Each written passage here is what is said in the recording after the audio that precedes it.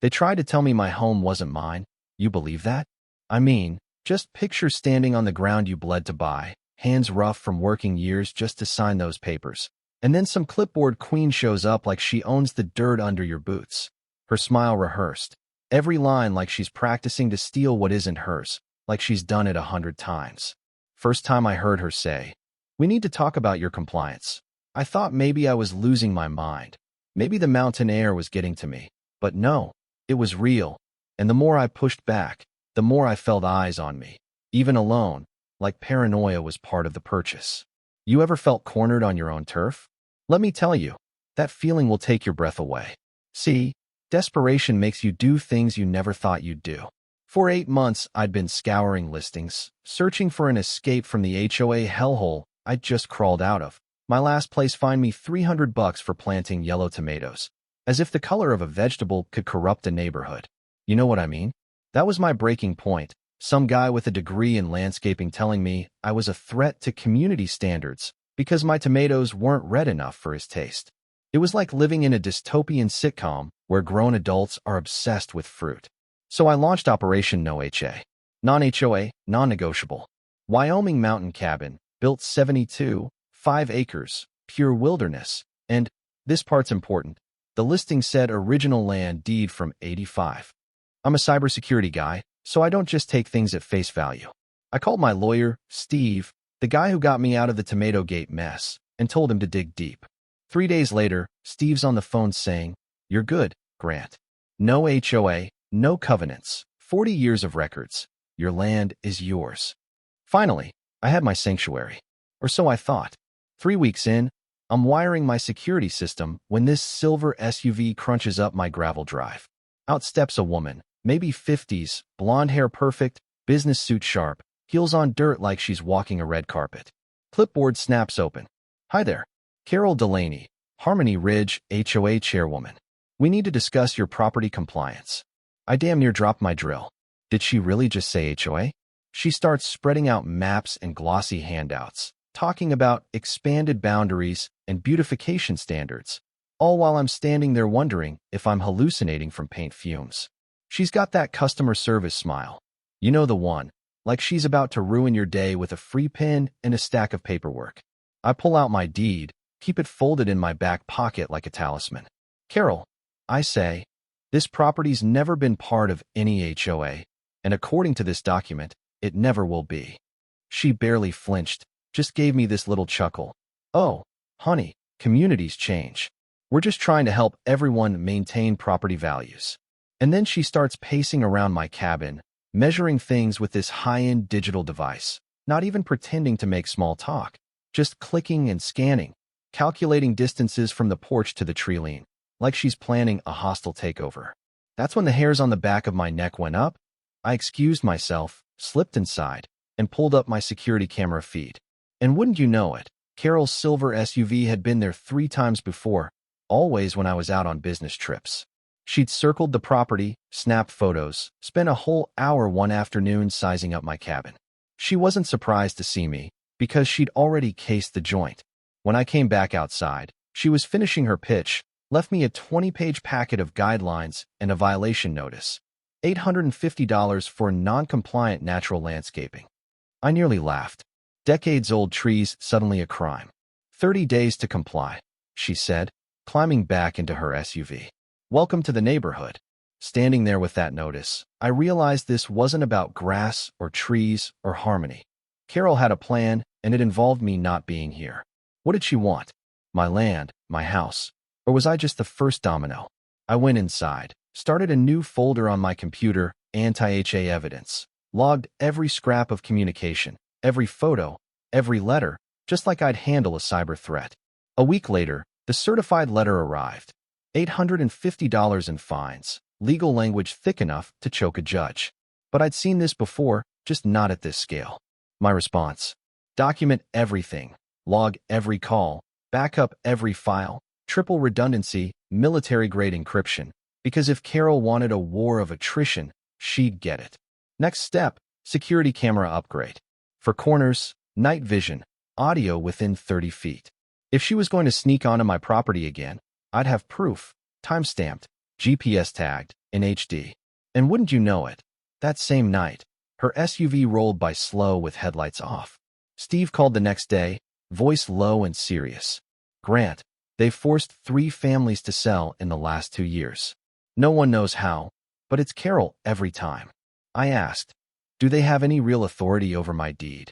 Steve said, if your deed's not in their covenant, they're powerless, but Carol doesn't act like she's powerless. That stuck with me. Her next email was a masterclass in passive aggression, a thinly veiled dare to fight back.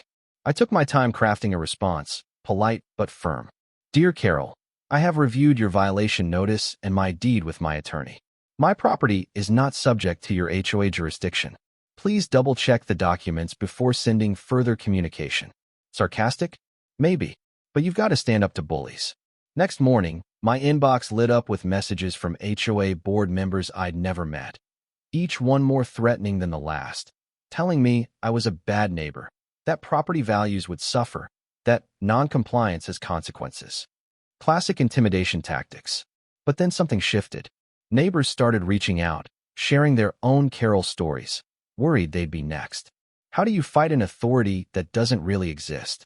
Same way you beat a hacker. Log everything. Don't engage emotionally.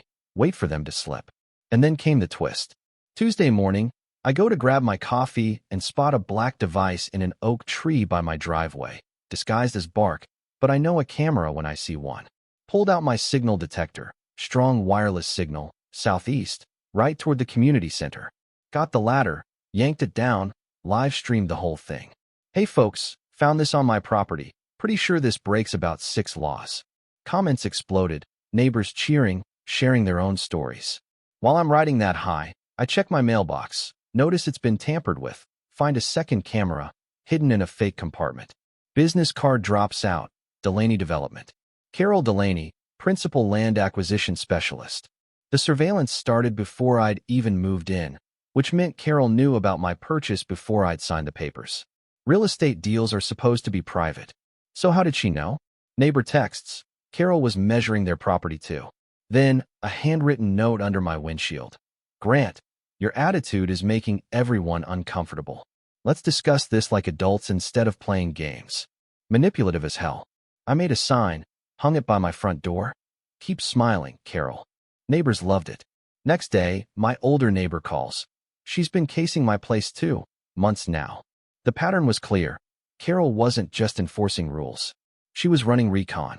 I spent a night reviewing camera footage. Carol's visits were methodical. She'd even taken soil samples. This was development recon, not neighborhood beautification. The HOA called an emergency meeting to discuss boundary expansion and compliance. Perfect timing. Steve and I had assembled a legal packet with jurisdiction precedents and surveillance law, copies for every board member. Someone in the crowd filmed Carol's meltdown as she tried to explain, tripped over her own lies, couldn't produce a single legitimate document.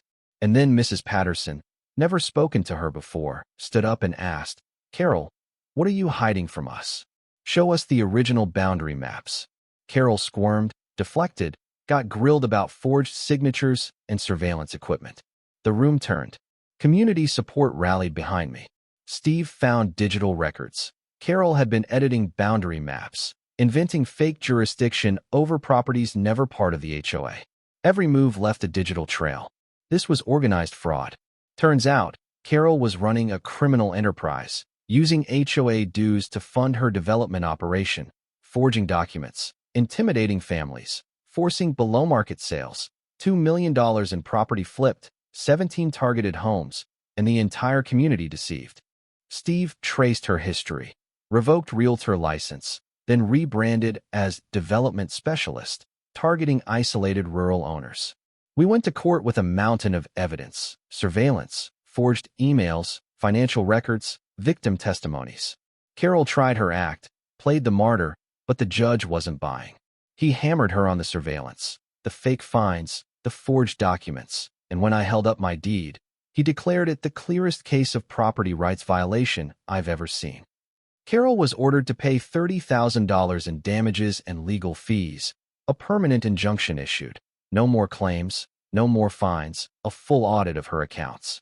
That courtroom victory was sweet, But the aftermath was better. Town meeting packed. Carol stripped of her chairwoman badge. Resignation speech drowned in angry comments from residents who shared their own stories of threats and fines.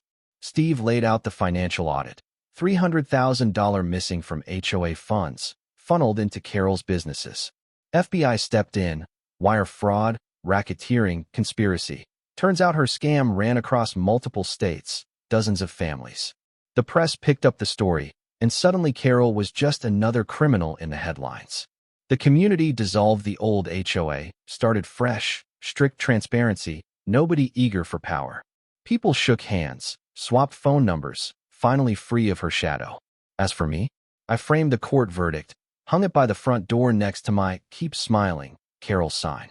The mountain silence feels earned now, not empty. Carol's gone, her network shattered, but the lesson sticks. Peace isn't free. You buy it with vigilance and proof.